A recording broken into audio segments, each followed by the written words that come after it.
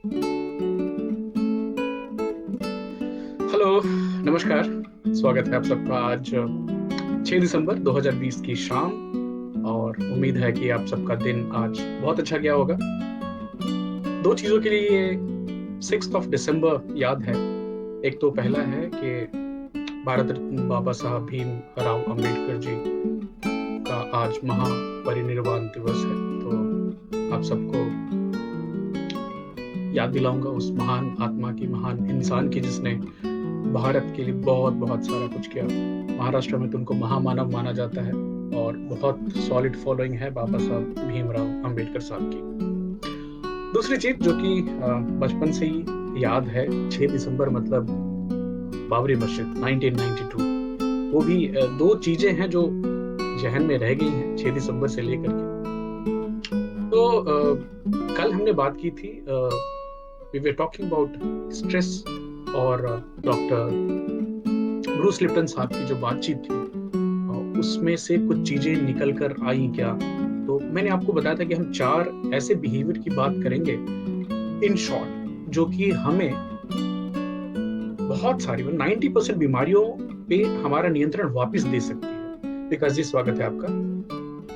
तो सबसे पहली चीज जो कि आज के एपिसोड में भी हम बात करने वाले हैं, नंबर 1 इज ईट बेटर, कि हम क्या चीजें खा रहे हैं उसके लिए थोड़े कॉन्शियस हो जाए। Second is taking right amount of vitamin C and vitamin D. ये डॉक्टर ब्रूस लिप्टन साहब की रिकमेंडेशन है। थर्ड, जो कि बहुत बहुत कॉमन और आपको हर जगह सुनने को मिलेगी, is having good amount of exercise, at least 180 minutes once in a week, 30-40 minutes. I understand कि अभी लॉकडाउन की सिचुएशन में और इस पैंडेमिक की डर की वजह से हम बहुत बाहर नहीं निकल पा रहे हैं, लेकिन जिस हद तक आप कर सके एक्सरसाइज की रिकमेंडेशन है डॉक्टर ब्रूस लिप्टन साहब की तरफ से। और आखिरी but one of the most important factor, जो कि कल के एपिसोड में भी ये हमने बात की थी, it's to reduce the stress. अभी आप स्ट्रेस कैसे रिड्यूस करेंगे, ये कल हमने काफी डिटेल में बात करी थी, बट अगर आपसे मैं मोटा मोटा भी कहना चाहूँ तो it's all about our interpretation of the stress, कि जो हम कितना तनाव ले रहे हैं। और अगर हमें वो समझ में आ जाए कि हमें किन चीजों से तनाव होता है, किन चीजों से स्ट्रेस होती है, उन चीजों को अपने जीवन में कम करने की कोशिश करनी है, उन ट्रिगर पॉइंट से दूर जाना है। सो these were the 4 things which I wanted to share with all of you from yesterday's episode on stress management and how stress is causing 90% बीमारियां जो हमारे यहाँ हो रही हैं, और केवल 1% बीमारी जेनेटिक कारणों से होती है। पुष्कर भाई, स्वागत है आपका। आज की जो एपिसोड है कि कैंसर में खाने का, हमारे डाइट का क्या रोल होता है और क्या चीनी इसमें जिम्मेदार है क्या, हम इसकी बात करेंगे। अब ये टॉपिक हमारे लिए रिलेवेंट इसलिए हो जाता है कि आपके आजू बाजू में, आपकी फैमिली में बहुत सारे ऐसे लोग मिल जाएंगे जो कि इस खतरनाक बीमारी को झेल चुके हैं, निकल चुके हैं। कई सारे ऐसे लोग भी मिल जाएंगे, कई सारी फैमिलियां मिल जाएंगी आपको, जहाँ पे एक दो कई सारे लोग इस बीमारी का शिकार हुए हैं। हाय इनफोरिच, थैंक्स फॉर जॉइनिंग। सो भगवान न करे कि आपकी फैमिली में डायरेक्टली कोई हो, अगर हो तो आपके लिए बहुत इंपॉर्टेंट है ये जानना, बिकॉज एक तो कल हम बात कर रहे थे कि आपकी जेनेटिक प्रीडिस्पोजिशन नहीं है, आपके परिवार में चली तो आपको होगा, इसका निर्धारण नहीं हुआ है। उसके लिए कल के एपिसोड वापस सुनिए। आज हम वापस बात करने वाले हैं उस fantastic doctor, physician, author, researcher doctor Jason Fung की। डॉक्टर जेसन फंक वही डॉक्टर हैं जिन्होंने द डायबिटीज कोड किताब लिखी, जिन्होंने द ओबेसिटी कोड किताब लिखी, जिन्होंने the complete guide to fasting किताब लिखी, काफी पॉपुलर है। और अभी उनकी लेटेस्ट जो किताब आई, जिसकी हमने पहले भी एक जिक्र की थी आपसे किसी एक एपिसोड में जब हम कैंसर के बारे में बात कर रहे थे, बट मैंने सोचा थोड़ी डीप डाइव करते हैं और एक प्रैक्टिकल टिप्स निकालते हैं, जिसमें से आप, मैं और हमारी जो फैमिलीज हैं वो इसको कुछ हद तक अपने कंट्रोल में ले सके, जहाँ की हम अक्सर ये सोचते हैं कि ये चीज तो हमारे वश के बाहर की चीज है। तो डॉक्टर जेसन फंक साहब ऑल्सो को founder of the fasting method, ये एक प्रोग्राम है जिसमें लोग अपनी वजन लूज करने की कोशिश करते हैं, खासकर जो डायबिटीज मेलिटस के पेशेंट हैं उनके लिए तो बहुत ही अच्छा काम करती है। डॉक्टर जेसन फंग साहब को आप CNN पे देख सकते हैं, टाइम मैगजीन में उनकी आर्टिकल्स आती है, एटलांटिक में आती है, फोर्ब्स में आती है, तो मतलब बहुत जाने माने एक एक्सपर्ट हैं अपनी फील्ड और प्रैक्टिसिंग डॉक्टर हैं, तो वो अपनी जो रियल लाइफ एग्जांपल्स हैं, रियल लाइफ सिचुएशंस हैं, उसको भी आपके साथ और हमारे साथ शेयर करते हैं। तो जो उनकी नई किताब है जिसकी हम बात कर रहे हैं, द कैंसर कोड, उसमें उन्होंने 3 अलग अलग सिद्धांतों की बात करी, पैराडाइम की बात की है, खासकर कैंसर को लेकर। ध्यान दीजिएगा, तो पहला पैराडाइम था कि जीन्स की वजह से ऑन ऑफ होता है और कैंसर किसको कब कहां हो जाए इस पे हमारा कोई नियंत्रण नहीं है। अब कैंसर ऐसी बीमारी है जिसमें हमारे जो सेल हैं, हमारी जो कोशिकाएं हैं, वो इतनी फास्ट ग्रो करती हैं कि उसको नियंत्रण करना शरीर के लिए मुश्किल हो जाता है। तो उसके लिए क्या उपाय करते हैं? तो जो fast growth paradigm of cancer है उसमें 3 चीजें होती है, तो कट कर दीजिए उसको, या तो उसको जला दीजिए या फिर उसको जहर दे दीजिए। तो कट करना मतलब सर्जरी से उस कैंसरस टिश्यूज को, ट्यूमर को हटा देना है। Second is burn bye radiation, जो कीमोथेरेपी, रेडिएशन दे दीजिए और उनको कीमोथेरेपी दे दीजिए। कीमोथेरेपी पॉइजन हो जाएगी जो सिलेक्टिवली उन कैंसर सेल्स को टारगेट करके मार देती है। ये होगी पैराडाइम नंबर 1। डॉक्टर जेसन फंग साहब बोलते हैं पैराडाइम नंबर 2 इज, लोगों ने अब सोचना चालू कि ठीक है कैंसर हो रहा है, सेल्स बहुत फास्ट ग्रो कर रहे हैं, बट कुछ तो होगा डीपर लेवल पे, कुछ तो होगा, कुछ तो प्रॉब्लम होगी कि ये ऐसा होता है। तो सेकेंड पैराडाइम में आई कि जेनेटिक म्यूटेशंस होते हैं, जो जीन्स हैं हमारे नॉर्मल हैं, उसमें अगर म्यूटेशन हो गया तो कैंसर होने के चांसेस बढ़ जाते हैं। तो अगर हम इस जेनेटिक म्यूटेशन प्रॉब्लम को फिक्स कर दें तो कैंसर पे हम विजय पा सकते हैं। अभी 1980 से 1990 के बीच में इसके ऊपर में बहुत सारा काम हुआ और 2-3 बड़ी शानदार दवाइयां भी निकल के आई, जिसमें से इमैटिनिब, जो कि जिसने ल्यूकीमिया में मतलब लोगों को टू द एक्सटेंट की जो मर जाते थे उनके बहुत सारे लोगों को जीवन दान मिली इस दवाई की वजह से।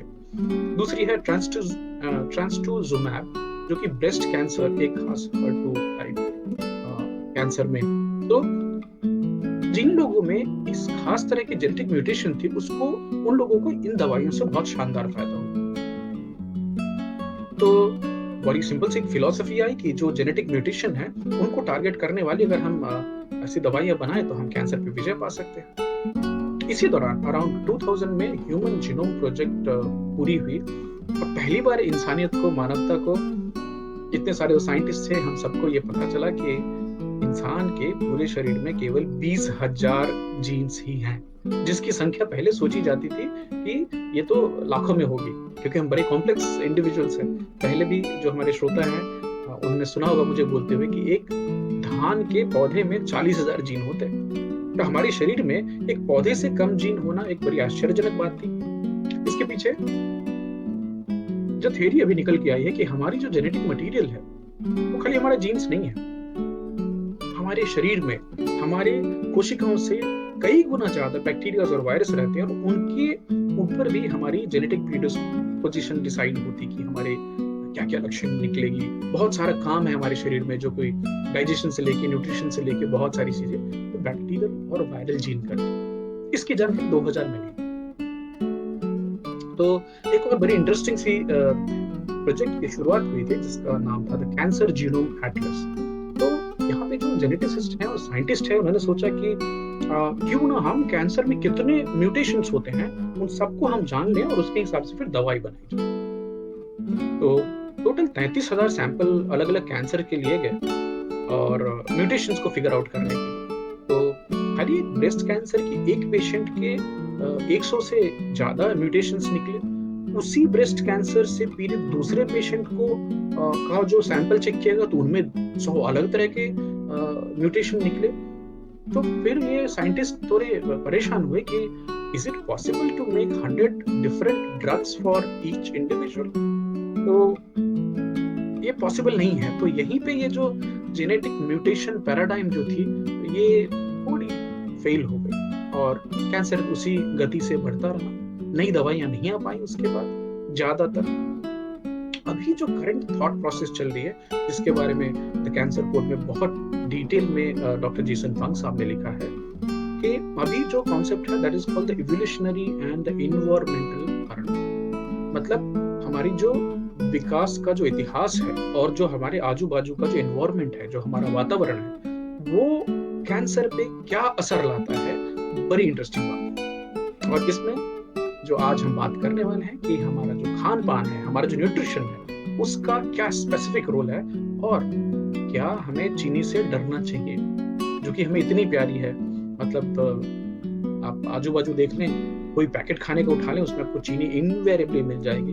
चीनी के नाम से ना होकर अलग अलग 51 अलग अलग कंपाउंड के नाम से आपको मिल जाएगी। फ्रुक्टोज, ये वो, कॉर्न सिरप, मतलब इतने छुपा कर उसको हमारे सामने अल्कोहल फॉर्म में, इरिथ्रिटॉल एंड अदर फॉर्म्स आपको चीनी के बारे में हमने कई बार बात की है, बट मुझे बार बार लगता है कि हम जितनी बार बात करें ये कम है, क्योंकि हमारी लाइफ में इतना घुस चुका है।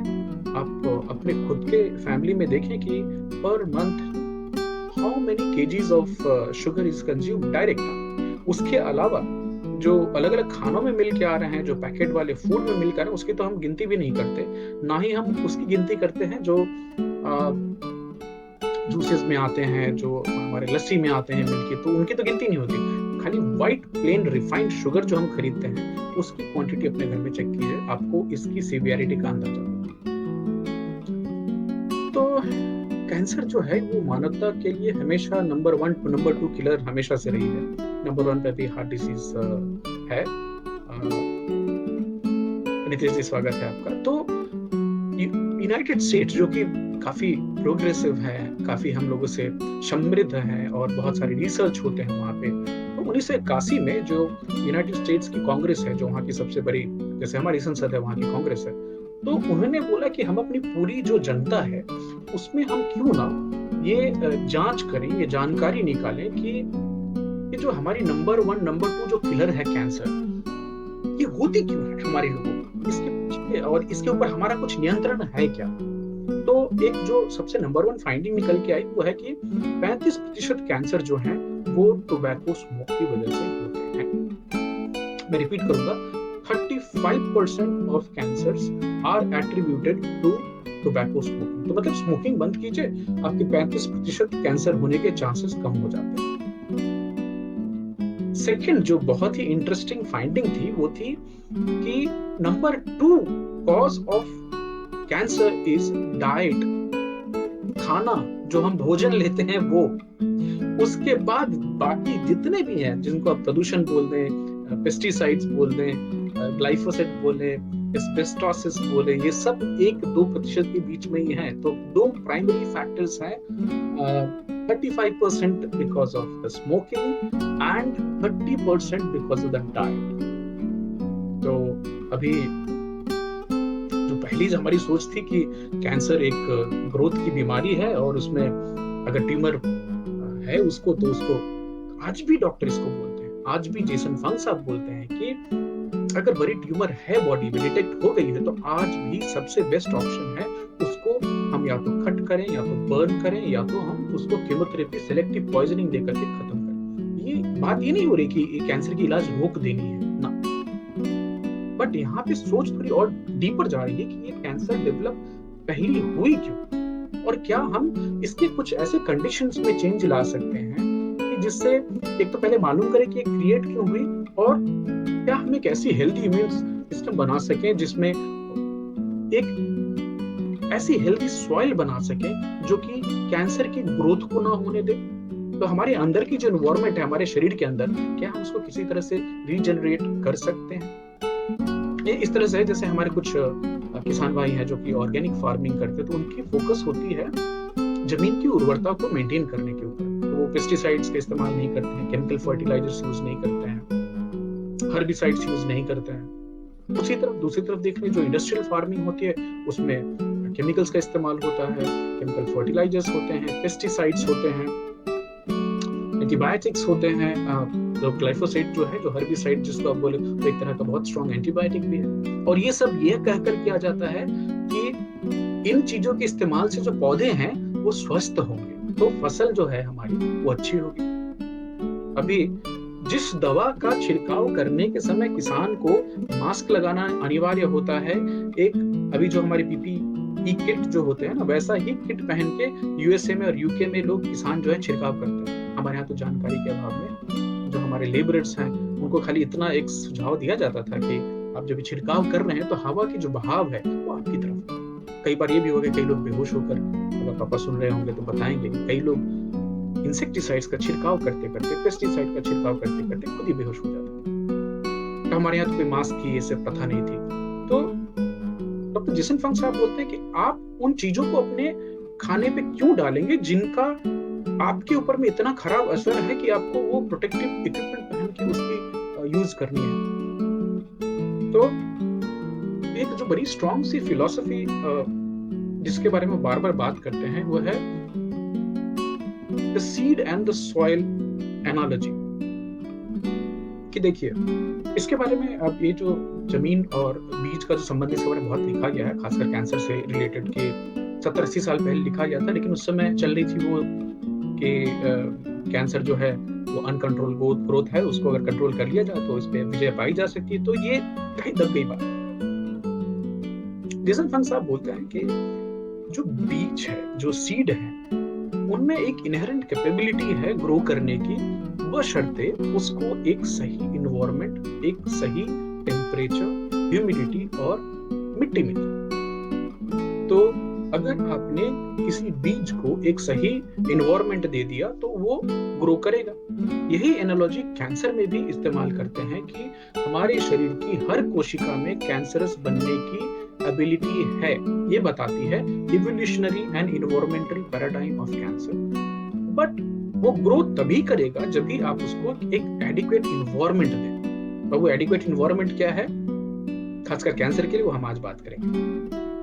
तो कई सारी ट्रेडिशंस हैं, ओकिनावा डाइट है, कुछ जापानीज ट्रेडिशन, चाइनीज लोगों में, कि जो ट्रेडिशनली अफ्रीकन लोगों में जो हजारों साल पुरानी डाइट को फॉलो करते रहे, उनमें कभी कैंसर देखा ही नहीं गया, except for the viral type of cancer जो कि वायरसेस की वजह से होती है। जो ट्रेडिशनल कैंसर जो नॉर्मल लाइफस्टाइल रिलेटेड है वो उनमें दिख ही नहीं गए।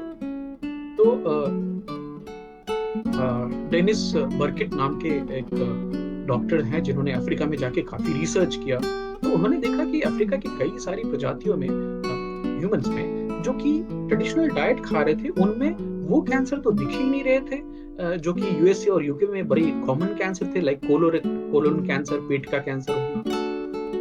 तो डॉक्टर डेनिस बर्किट साहब ने ये एक थ्योरी दी और लिखा कि भाई ये जो डिसीजेस हैं ये सभ्यता, मानव सभ्यता की बीमारी है। अब इसमें नाम उन्होंने जोड़ा है डायबिटीज का, मोटापा और कैंसर का, और उन्होंने कारण बताया कि ये सब हो इसलिए रहा है कि हमारी जो ट्रेडिशनल हजारों साल पुरानी लाइफस्टाइल थी वो बड़ी क्विकली चेंज हुई। अभी फॉर एग्जांपल आप स्कीमो की बात करें, हाँ जी, वही स्कीमो जो इग्लू में रहते हैं, और आपको बचपन के अपने टेक्स्ट बुक से याद आएगा स्कीमो इग्लू वाला कॉन्सेप्ट, और स्कीमो को फ्रिज बेचने वाला जो हमारे सेल्स में अक्सर एग्जांपल दिया जाता है। तो स्कीमो जो है वो प्राइमरीली बड़ी ठंडी जगह पे रहते हैं और व्हेल मीट खाते हैं, सील का फैट खाते हैं, सील जो मछली होती है, क्योंकि और कुछ तो मिलता नहीं उनको। फिर भी उनमें जो टिपिकल कैंसर्स हैं वो नहीं देखे गए। कब तक? 1960, 70, 80 होते होते जो ट्रेडिशनल अमेरिकन डाइट थी, वेस्टर्न डाइट, वो वहां उनके पास भी पहुंच गए। तो क्या क्या चीज पहुंची? ब्रेड पहुंच गया, चीनी पहुंच गई, और प्रोसेस्ड बहुत सारे पैकेट वाले खाने पहुंच गए। और फिर देखिए 60, 70, 80 के बाद से उनमें भी वही कैंसर्स देखे जाने लगे जो कि मेन अमेरिका में, यूके में देखे जाते हैं, जो वेस्टर्न डाइट फॉलो करने पे होते हैं। तो मतलब इवन जो स्कीमो जिनकी ट्रेडिशनल डाइट जो कि हाई एनिमल प्रोटीन बेस्ड थी, वो खा के भी उनमें जो कैंसर ना हुआ, वो सब इन सब चीजों को खाने से हो गया। सो अगर कैंसर खाली एक जेनेटिक प्रॉब्लम होती तो एस्किमोस को तो ये भी खाने के बाद नहीं होनी चाहिए थी। तो ये बड़ी सोचने की बात है। तो जब तक एस्किमोस को अपनी नेचुरल ट्रेडिशनल डाइट में वो सॉइल मैकेनिज्म, वो जो इन्वायरमेंट नहीं मिला, तो उनकी कैंसर ग्रो नहीं हुई।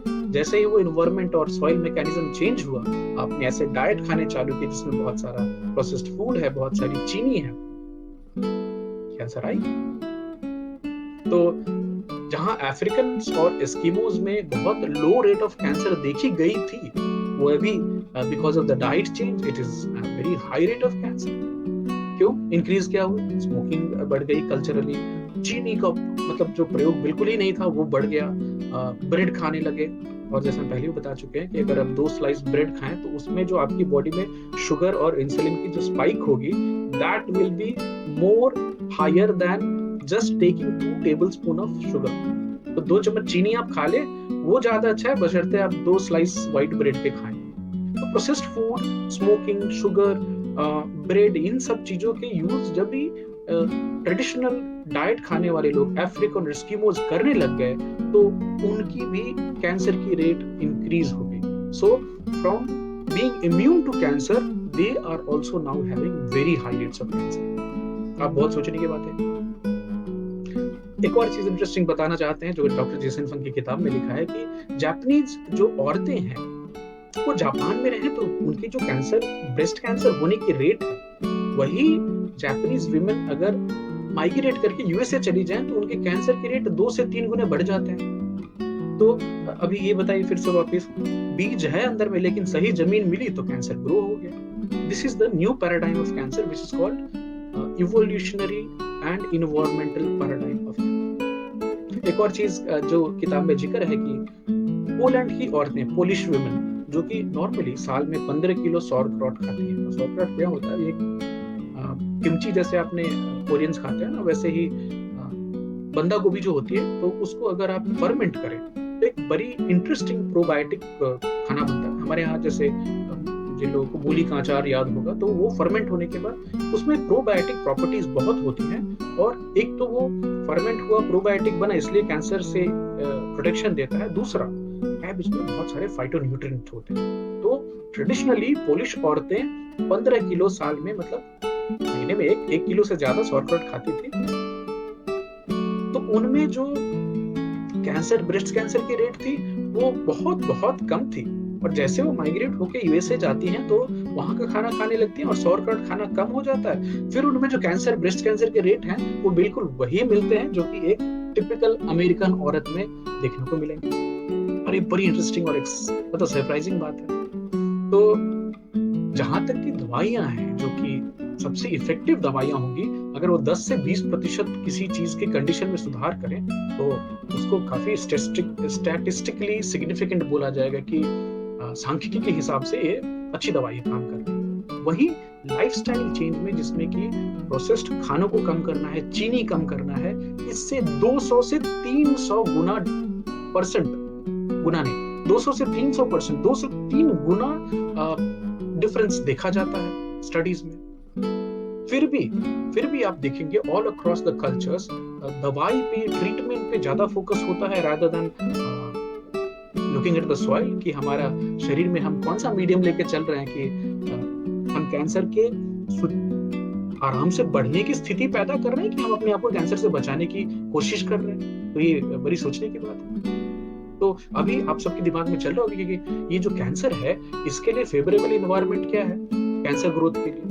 तो देखिए, शरीर में बहुत सारे नेचुरल ग्रोथ फैक्टर्स होते हैं। हमारे शरीर में न्यूट्रिएंट सेंसर्स होते हैं कि कौन सी न्यूट्रिशन, कौन सी चीज हमारे शरीर में सही है, कौन सी कम है मात्रा किसकी, और उसके हिसाब से हमारे शरीर में अलग अलग तरह के हार्मोन्स रिलीज होते रहते हैं। इसमें से एक सबसे खास तरह का हार्मोन है जिसका नाम है इंसुलिन। और हम सब जानते हैं कि जो डायबिटिक लोग होते हैं और उनमें मान लीजिए एक अनकंट्रोल्ड डायबिटीज होती है तो उनको बाद में इंसुलिन के इंजेक्शन भी लेने होते हैं। तो हमारे शरीर में पैनक्रियाज, जो कि इंसुलिन हार्मोन बनाती है, तो जैसे ही आपने खाना खाया, हमारी शरीर को ये अंदाजा होता है कि ये न्यूट्रिशन आ रहा है तो इंसुलिन रिलीज कर दो, और ये एक न्यूट्रिएंट सिग्नल का काम करती है। तो जब भी आपके शरीर में प्रचुर मात्रा, एक एडिक्वेट अमाउंट में एनर्जी सोर्स अवेलेबल होगी, तभी सिग्नल जाता है कि ग्रोथ अभी कर सकते हैं। तो इंसुलिन जो है एक बहुत ही इंपॉर्टेंट ग्रोथ फैक्टर है। साथ में दूसरा आपने सुना होगा IGF-1, insulin like growth factor. तो इंसुलिन लाइक ग्रोथ फैक्टर वो दूसरी चीज है, बट इंसुलिन खुद ही एक बहुत ही पोटेंट ग्रोथ हार्मोन है। वॉल्टर लोगो साहब ने, एक साइंटिस्ट थे, उन्होंने इक्वाडोर में रहने वाले 2 बौने लोगों को लेकर रिसर्च किया, तो उन्होंने देखा कि उनके अंदर में इंसुलिन एंड ग्रोथ फैक्टर 1 तो था ही नहीं। तो इसकी वजह से वो दोनों बड़े नहीं हो पाए, ड्वार्फ ही रह गए। लेकिन उन दोनों ड्वार्फ लोगों में कोई कैंसर भी नहीं था, क्योंकि इंसुलिन नहीं, इंसुलिन एक ग्रोथ फैक्टर नहीं, तो वो सेल्स को ग्रो करने का सिग्नल कौन देगा? तो कैंसर सेल को भी ग्रो करने का सिग्नल ही नहीं मिलेगा तो ग्रो ही नहीं होगी। तो अगर आपके शरीर में, अगर मेरे शरीर में बहुत ज्यादा इंसुलिन है, तो हमारे सेल्स जो है उनको कांस्टेंट एक सिग्नल जाता रहता है कि भाई बढ़ते रहो, बढ़ते रहो, बढ़ते रहो। और जितनी इंसुलिन की लेवल हमारे शरीर में कम होगी, उतनी ही हमारे सेल्स को ग्रो होने के सिग्नल कम जाएंगे। सबसे ज्यादा तेजी से ग्रो कौन से सेल्स करते हैं? कैंसर के सेल करते हैं। तो आपके शरीर में जैसे इंसुलिन की लेवल कम रहेगी, कैंसर के सेल कम ग्रो करेंगे।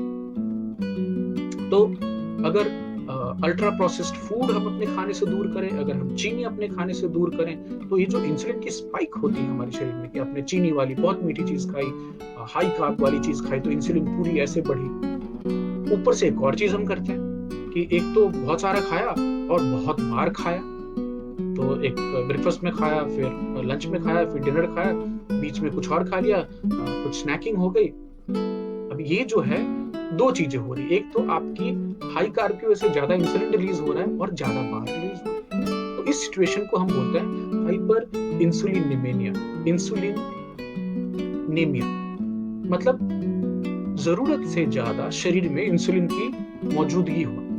अभी 2 चीजें हैं, एक इंसुलिन रेसिस्टेंस है और एक हाइपर इंसुलिनिमिया है। ये दोनों एक दूसरे से रिलेटेड हैं, एक दूसरे को कॉज कर सकते हैं, हम बात करेंगे उसके बारे में। तो फ्रीक्वेंटली स्नैकिंग करना, बीच बीच में खाते रहना, नाश्ते के बीच में खा लिया, लंच के बीच में कुछ खा लिया, नॉट रिकमेंडेड नाउ, बट ये कैसे हमारी कल्चर में आ गया इसके बारे में बात करेंगे। तो after all ultimately it depends on कि आप क्या खाते हैं और आप कब खाते हैं। इसके ऊपर ना ही आपका स्वास्थ्य डिपेंडेंट है, बल्कि कैंसर भी डिपेंडेंट है। अब फॉर एग्जाम्पल चाइना की बात कर लीजिए। चीन में हमारे जो भाई बहन जो रहते हैं, हमारे चीनी मित्र, बहुत सारी चावल खाते हैं ट्रेडिशनली, और बहुत सारा प्रोटीन भी खाते हैं। तो मतलब नॉर्मल का जो खाना है उनका चावल वेजिटेबल, चावल वेजिटेबल, चावल, पोर्क, बीफ, मटन, फिश, यही चलता रहता है। लेकिन वहां पे चीनी का जो इस्तेमाल है, इनफैक्ट आपको ये जानकर आश्चर्य होगा कि चीनी सभ्यता में शक्कर का तो पता ही नहीं था, ये भारत से ही गई है। और चूंकि उन लोगों ने चीनी को सफेद करने की टेक्नोलॉजी बनाई, इसलिए बाद में जो शक्कर है वो चीन से हमारे यहाँ आने लगी, इसलिए नाम भी चीनी पड़ गया। ये हमारी पुरानी चीनी वाली जो एपिसोड है उसमें आपको डिटेल मिल जाएगी। चाइनीज लोगों में शुगर का उतना इंपॉर्टेंस नहीं था, तो जब तक उन्होंने कार्बोहाइड्रेट वाले खाने के साथ प्रोटीन वेजिटेबल खाए, उनके यहाँ कैंसर के लिए बिल्कुल नॉर्मल थे, कम थे। तो यहाँ पे ये देख लीजिए, कार्बोहाइड्रेट पर से also is not that bad. अब हमारे खेत में, हमारे गांव में जो किसान है वो काम करते हैं, वो 12-12, 14-14 घंटे लगातार हार्ड वर्क करते हैं, और वो कार्ब खाएं भी उनको कुछ फर्क नहीं पड़ता, वो 6 पैक मेंटेन करके रहते हैं, राइट। लेकिन एक और चीज याद रखिए, वो जो किसान होते हैं हमारे, वो बीच में स्नैकिंग नहीं कर रहे होते हैं, 1 या 2 बार खाना दिन में भर पेट करके खाते हैं, जो खाते हैं। तो हमारा जो अभी का खाना हो गया, जिसमें एक तो हाई कार्ब हो गया है, दूसरा चीनी बहुत घुस गई है बहुत अलग अलग तरीकों से, ये हमारे शरीर में पैदा कर रही है ओबेसिटी, जो कि मोटापा है, डायबिटीज, कैंसर, एंड इन सब के पीछे है हाइपर इंसुलिनिमिया। हाइपर मतलब ज्यादा इंसुलिन की मात्रा हमारे शरीर में हमेशा दौड़ रही है, हमारे खून में दौड़ रही है। और इन सब चीजों की वजह से हमारी जो कोशिकाएं हैं, जिनमें इंसुलिन रिसेप्टर्स हैं, वो एक समय काम करना बंद कर देते हैं। इस स्थिति को बोला जाता है इंसुलिन रेसिस्टेंस। तो देखिए, ये बड़ी डेंजरस सिचुएशन है कि आपके शरीर में चीनी की मात्रा बढ़ी, शुगर बढ़ी, ब्लड शुगर, तो इंसुलिन रिलीज हुई। अब आपके जो अलग अलग सेल्स हैं, जिनको चीनी को अपने शरीर में अंदर लेना था, अपने सेल में अंदर लेना था, वो उनका रेसिस्टेंस हो गया, तो ले नहीं रही है। मतलब आपकी बॉडी में इंसुलिन भी बढ़ेगी और चीनी भी बढ़ेगी। चीनी ज्यादा बढ़ने का नतीजा बहुत ही डेंजरस हो सकता है, बहुत सारे ऑर्गन्स पे उसका इम्पैक्ट है, हम बहुत पहले से भी बात कर रहे हैं। बट मोटा मोटा आपके शरीर में इंसुलिन रेसिस्टेंस होने से हार्ट डिसीज के चांसेस बढ़ते हैं, cancer, diabetes, Alzheimer's disease, high blood pressure, ये सब डायरेक्टली लिंक्ड है इंसुलिन रेसिस्टेंस होने से। तो बहुत ज्यादा इंसुलिन होना, अगर आप किसी जो नॉर्मल वजन से ज्यादा वाले लोग हैं, जो मोटे लोग हैं, उनकी बॉडी में आप इंसुलिन के लेवल चेक करा लीजिए, आपको हमेशा ज्यादा मिलेंगे as compare to a healthy person who is maintaining a healthy weight. Similarly जो टाइप 2 डायबिटीज के पेशेंट हैं, उनमें भी इंसुलिन के जो लेवल्स हैं वो नॉर्मल इंसान से ज्यादा मिलेंगे आपको। तो जैसा मैं पहले बता रहा था, आपके शरीर में इंसुलिन की मात्रा ज्यादा होना और इंसुलिन रेसिस्टेंस होना दोनों एक दूसरे से रिलेटेड हैं। तो अगर बहुत ज्यादा इंसुलिन आपके शरीर में बन रही है, क्यों? क्योंकि एक तो आप बहुत ज्यादा चीनी खा रहे हैं और बार बार खा रहे हैं, तो आपके शरीर में इंसुलिन की मात्रा हमेशा बढ़ी रहेगी। एक समय आएगा जब आपकी कोशिकाएं इंसुलिन को अपने अंदर लेना बंद कर देंगी। आप जोड़ के देख लीजिए कि इंसुलिन एक बहुत इंपॉर्टेंट ग्रोथ फैक्टर है कैंसर के लिए। तो अगर आपके शरीर में इंसुलिन के लेवल हमेशा बढ़े रहते हैं, आपके कैंसर के लिए आप एक फेवरेबल इन्वायरमेंट बना रहे हैं। और ये बड़ी नई लेटेस्ट जानकारी है, इसके बारे में अभी तक मेडिकल स्कूल्स में भी नहीं पढ़ाया जाता है। लेकिन आप अपने खुद की लॉजिक लगाएं, डॉक्टर जेसन फंक की किताब पढ़ें, द कैंसर कोड, आपको बहुत सारी क्लैरिटी आएगी। भाई स्वागत है आपका। एक और स्टडी हुई थी, एनहांस स्टडी, जो कि अमेरिका के लोगों की अलग अलग बिहेवियर को चेक करने के लिए किया गया था, जिसमें कि उनकी डाइटरी हैबिट्स जो हैं, जो खान पान का जो है उनका, उसके ऊपर में चेक किया गया। तो 1977 तक 1977 तक 3 खाना खाने की आदत देखी गई लोगों में, कि ब्रेकफास्ट करते थे, लंच करते थे और डिनर करते थे। वही सेम स्टडी 2004 में बताती है कि अभी अमेरिकन लोग 6 बार खाना खाते हैं, 3 से 6 बार। अच्छा, एक मजे की बात देखिएगा कि ये 6 बार खाने का कोई साइंटिफिक कारण नहीं है, कोई स्टडी नहीं हुई, कोई रिकमेंडेशन नहीं आई, लेकिन ये कल्चर कहां से आ गई? स्नैकिंग, नाश्ता बार बार करते रहना है, बॉडी को एकदम ग्लूकोज की सप्लाई देते रहना, ये सब सिखाया हमें नाश्ता बनाने वाली कंपनीज ने, ब्रेकफास्ट सीरियल बनाने वाली कंपनीज ने। तो एक पहले जो नॉर्मल ट्रेंड थी कि ब्रेकफास्ट आदमी 7, 8, 9 बजे तक खाना खाए, अगले दिन सीधे ब्रेकफास्ट करेंगे 8, 9 बजे, तो 12-14 घंटे का जो फास्ट का कॉन्सिक्वेंस होता था, सीक्वेंस होता था, वो टूट गया। क्योंकि अभी रात को भी 12 बजे उठ के लोग कुछ खा रहे हैं, टीवी देख रहे हैं, तो खा रहे हैं, आइसक्रीम खा रहे हैं। ये हमारे कल्चर में नहीं है, अभी आ गया है धीरे धीरे, लेकिन अमेरिकन कल्चर में वहां भी नहीं था, 1970 तक नहीं था। मैं 76 की पैदाइश हूँ, तो जब भी मैं पैदा हुआ था तभी अमेरिकन लोग 3 टाइम खाना खाते थे। पर जब भी मेरी बेटी 2004 में पैदा हुई है, तब तक अमेरिकन लोग 6 टाइम खाने लगे, और हमारे यहाँ भी शायद हम 6 टाइम खाने लगे। आशीष, मैं आपकी बात पे आ रहा हूँ। सजेशन टू रिड्यूस फैट बिल्कुल आ रहे हैं वहां पे, थैंक्स सुगाता। तो 14 घंटे की जो फास्टिंग नॉर्मल आदमी एक कर लेता था, अभी वो भी नहीं हो पा रही, कि 6 से 7 बार स्नैकिंग हो जाती है। और उसको पता नहीं कहां से एक हेल्दी कल्चर बना करके हमारे सामने प्रोपोगेट किया गया। तो जब भी आप चाहे फास्टिंग कर रहे हो, इंटरमिटेंट फास्टिंग कर रहे हो, कि आपने चलो डिसाइड किया कि मैं ब्रेकफास्ट नहीं करूंगा, तो रात में आपने खाया और अगले लंच तक एक 16-17 घंटे की आप फास्टिंग निकाल सकते हो। या फिर आप लो कार्ब डाइट खाएं, जिसमें कि कार्बोहाइड्रेट्स कम हो, जिसमें चीनी कम हो, ऑटोमेटिकली आपकी डाइट कीटोजेनिक हो गई। तो क्या करेगी? इन दोनों हालत में आपके शरीर में इंसुलिन जो है वो कम होगी। और आशीष, इंसुलिन जो है वही जाके हमारे शरीर के जो फैट सेल्स हैं उनको बार बार ट्रिगर करती, बोलती कि भाई जमा कर, एनर्जी जमा कर, और फैट सेल और फैट होते जाते हैं। तो अगर आप फैट और वेट लूज करना चाहते हैं, शरीर का फैट कम करना चाहते हैं, तो मेरे हिसाब से आपको इंटरमिटेंट फास्टिंग के ऊपर में ध्यान देना चाहिए। अगर आपको और ज्यादा जानकारी चाहिए तो मेरे पुराने वाले एपिसोड्स देख सकते हैं, जो फास्टिंग के ऊपर मैंने बहुत डिटेल में बात की है। तो खाली लो कार्ब डाइट लेकिन प्रोटीन बहुत ज्यादा कर लेना, ये भी सही नहीं है, क्योंकि बहुत सारे फैक्टर, उसमें से एक mTOR है जो कि कैंसर को ग्रो करती है। हालांकि अगर आप फास्टिंग करें, तो जो भी मेरे पुराने रेगुलर श्रोता हैं उनको ऑटोफेजी मालूम है कि जब भी आप फास्टिंग के स्टेट में होते हैं, तो हमारे जो न्यूट्रिएंट सेंसर हैं बॉडी में, वो नीचे जाते हैं। उनको पता चलता है कि अभी न्यूट्रिशन कम है, अभी न्यूट्रिशन कम है, तो हमारी बॉडी में इंसुलिन भी नहीं रिलीज होगा, mTOR भी रिलीज नहीं होगी, और ऑटोफेजी की शुरुआत होती है। ऑटोफेजी क्या करती है? ये हमारे कोशिकाओं के अंदर में जो कम काम करने वाले कामचोर ऑर्गेनल्स होते हैं, जो कि डिफेक्टिव होते हैं, जो काम नहीं कर रहे होते हैं, उनको मार देती है, और उसको रिप्लेस करके इवन जो शरीर में आप थका थका महसूस करते हैं, आपको माइटोकॉन्ड्रिया जो है डिफेक्टिव हो गया, जो power house of the cells, उनका भी रीजनरेशन होता है जब भी आप फास्टिंग के स्टेज में हो और ऑटोफेजी किक करती है। तो जो फास्टिंग है, इंटरमिटेंट फास्टिंग है, और ये मैं नहीं बोल रहा हूँ, ये डॉक्टर जेसन फंक साहब का बोलना है, जो कि द फास्टिंग मेथड नाम की कंपनी भी चलाते हैं।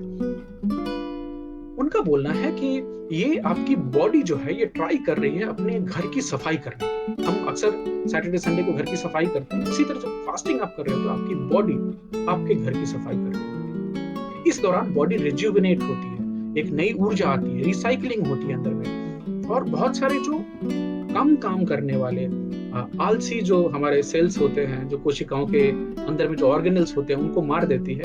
और तो ये जो है ना, ये एक रीजनरेटिव मेंटेनेंस मोड है जो फास्टिंग होने से किक इन करती है। तो हमारे शरीर में दो मोड्स हैं। एक ग्रोथ का मोड है, जो कि आप और हम बड़े हो गए, एक बार 18-22 साल पार कर लिया तो हमें और ज्यादा ग्रो होने की जरूरत नहीं है, हमें उस ग्रोथ को मेंटेन करने की जरूरत है। तो शरीर में जब ये दोनों बैलेंस में रहे, ग्रोथ और मेंटेनेंस मोड, अभी ग्रोथ मोड कैसे आएगा? आप बहुत ज्यादा न्यूट्रिएंट खाएंगे तो ग्रोथ मोड चालू होगी, insulin as a growth hormone काम करना चालू करेगा। जब ये फास्टिंग करेंगे आप मेंटेनेंस मोड में जाएंगे।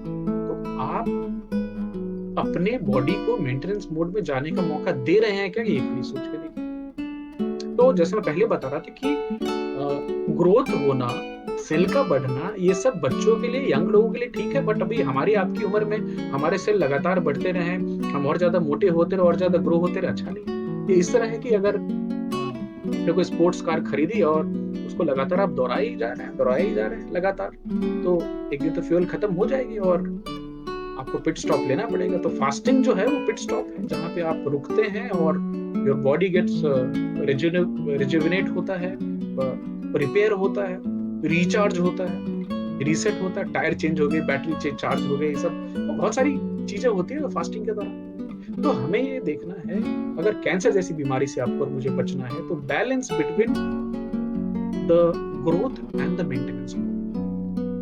अब कैंसर जो है, कैंसर के सेल बहुत ज्यादा जल्दी से बढ़ते हैं, बहुत क्विकली बढ़ते हैं, बहुत ज्यादा संख्या में बढ़ते हैं। तो उनको ग्रो करने के लिए क्या चाहिए?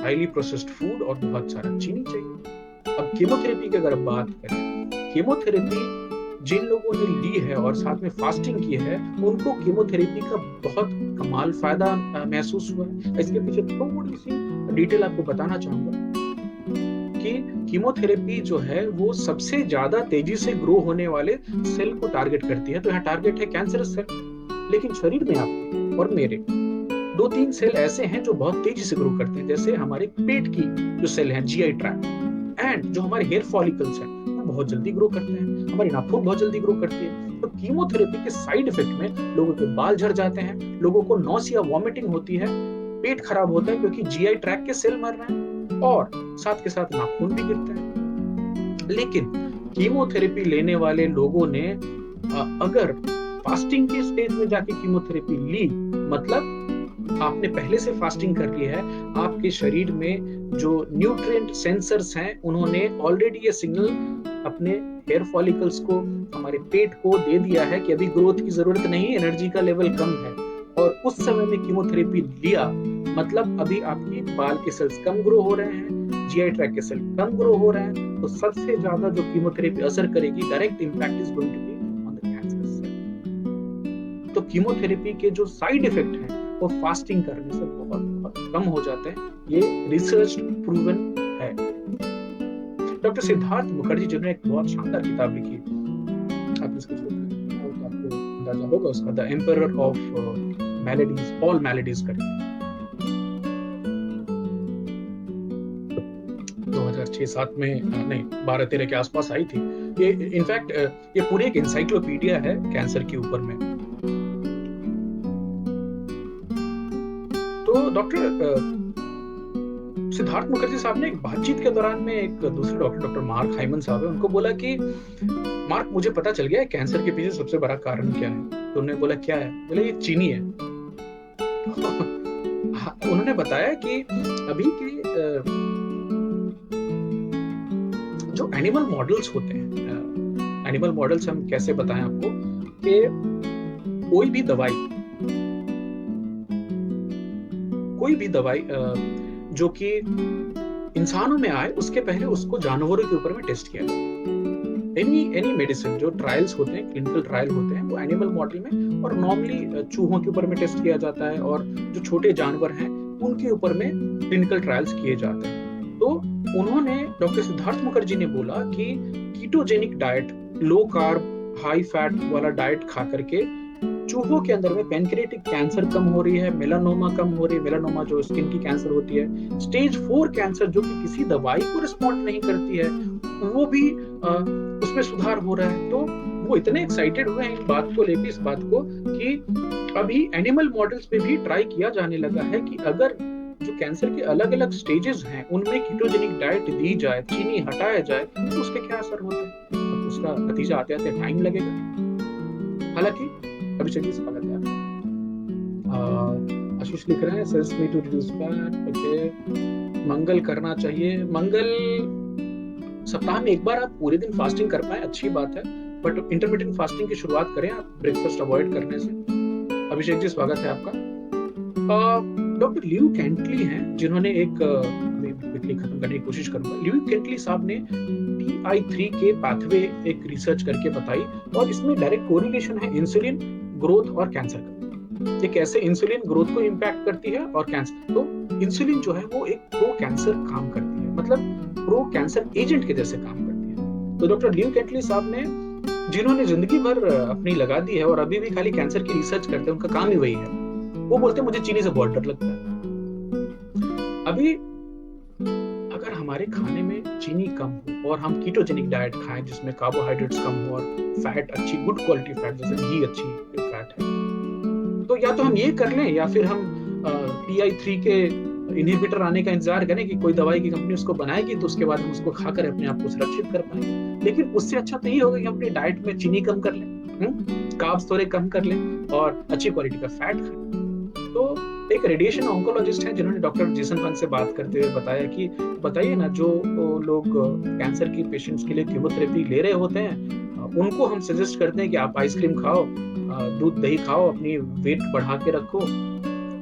और एग्जैक्टली इन सब चीजों में मालूम है कि इंसुलिन बढ़ती है और इंसुलिन बढ़ने से कैंसर के सेल भी ग्रो करेंगे और ये बड़ा दुर्भाग्यपूर्ण स्थिति है। बट आप दुनिया भर के हॉस्पिटल में चले जाए तो ये रिकमेंडेशन चल रही है।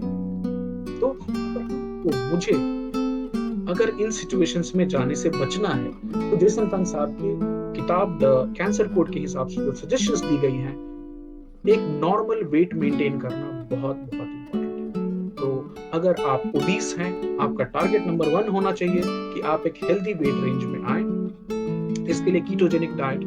अब कीटोजेनिक डाइट क्या है, थोड़ी रिसर्च कीजिए, जिसमें कार्बोहाइड्रेट्स कम होते हैं, अच्छी क्वालिटी का क्लीन प्रोटीन होता है और अच्छी क्वालिटी का फैट होता है, जैसे घी है। चीनी कम करना हर एक तरह से फायदेमंद है। यहाँ तक कि वर्ल्ड हेल्थ ऑर्गेनाइजेशन ने 13 कॉमन तरह के कैंसर को ओबेसिटी रिलेटेड कैंसर बोला हुआ है, जैसे breast cancer, colorectal cancer, pancreatic cancer, prostate, colon, liver cancer. ये सब 13 कैंसर हैं। ये अगर आप मोटे हैं तो आपको इन कैंसर होने के चांसेस ज्यादा होंगे। डायरेक्ट रिलेशन है, आप मोटे हैं, आप में इंसुलिन के लेवल ज्यादा है, कैंसर को ग्रोथ करने के लिए फैक्टर्स ज्यादा मिलेंगे, वो ज्यादा ग्रो करेंगे। एक और इंटरेस्टिंग चीज बताना चाहूंगा जो जेसन साहब की किताब में लिखा है कि इन 13 कैंसर के अलावा जो बाकी कैंसर हैं उनके नंबर्स कम हो रहे हैं समय के साथ, लेकिन ये 13 कैंसर इनके नंबर बढ़ रहे हैं। क्यों? लाइफस्टाइल। क्योंकि हमारी डाइट में जब तक चेंज नहीं होगी तो चलती रहेगी। और ये तो हमें 2003 से 2004 से मालूम पड़ा है कि diet is 30% related to cancer growth. Number 1 35% cigarette smoke, tobacco smoke. Number 2 30% is attributed to diet. बाकी सब 1-2% के अंदर में आते हैं। तो फास्टिंग करें। आप में से बहुत सारे लोग फास्टिंग को लेकर के एक ये भी आती है कि मसल लूज हो जाएगा बॉडी का, ना थकान होगी, शरीर को एनर्जी नहीं मिलेगी। अरे जेसन भाई का बोलना है कि जब भी आप फास्टिंग कर रहे होते हैं 16 घंटे, 18 घंटे, 24 घंटे की, तो आपकी बॉडी को सिग्नल जाता है कि शरीर में जो एक्स्ट्रा शुगर है जो बाद में आपको डायबिटीज दे सकती है, उसका इस्तेमाल करो। वो खत्म हो गई तो फैट सेल जिसमें आपने और मैंने अपने पेट के आजू बाजू कमर पे जो इतना फैट जमा करके रखा है, पेट छू के देखता हूँ तो ये इतना मोटा फैट का लेयर है, ये कब इस्तेमाल होगा? जब भी हम फास्टिंग करेंगे तभी तो वो फैट इस्तेमाल हो पाएगा। तो अगर आप जेसन साहब को पूछे तो उनका बोलना है कि सबसे नेचुरल वे है आप अपने बॉडी के स्टोर्ड फैट को इस्तेमाल करने का एक निमंत्रण देते हैं ये 14-16 घंटे की फास्टिंग के बाद ही। नॉर्मल इंसान को कम से कम 12-14 घंटे के बीच में नहीं खाना चाहिए। तो रात को खा लिया तो 14 घंटे के बाद कुछ खाना चाहिए। अगर आपको वजन कम करना है तो कम से कम 16 घंटे, और अगर आप टाइप 2 डायबिटिक हैं तो भी आपको 16 घंटे की अपने डॉक्टर के संपर्क में रह करके कोशिश करनी चाहिए फास्टिंग करने की। ये रिकमेंडेशन मेरी नहीं है, डॉक्टर जेसन फंग साहब बोलते हैं। और आप हमेशा याद रखें कि हम जो यहाँ बातचीत कर रहे हैं ये हमारी एजुकेशन के लिए है, हमारी नॉलेज के लिए है।